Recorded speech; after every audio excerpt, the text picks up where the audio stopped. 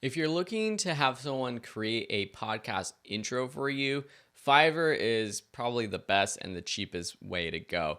You can find lots of people out there willing to create an intro for you for $5, $10.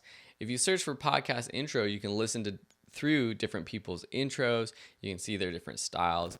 And I definitely believe in having an intro. I created my own intro. I used my own voice. I used music that I found for free on YouTube, I believe, just to make it easy.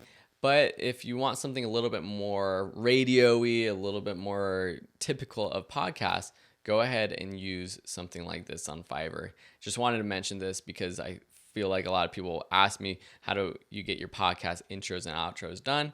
Well, Fiverr is a great place to go. I've also used Upwork.com to have some work done, including editing my podcast. Basically, what I did was I found a freelancer who did audio editing.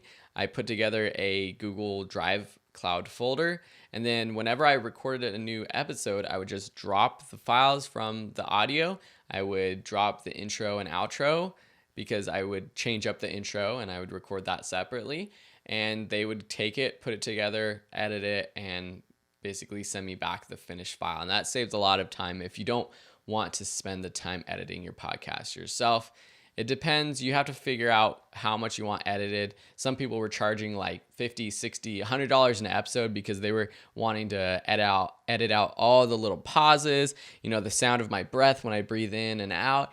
And at the end of the day, I was like, okay, I don't need all of that. I'm not that picky about it. It's just an interview podcast. And so I got someone that I paid, I believe, $15 an episode just to add the intro, outro, cut out any of the dead space in the beginning and end, make sure the audio sounded as good as possible, especially for the guests, because that changed every week, and then send me the final file. So it ended up saving me a lot of time.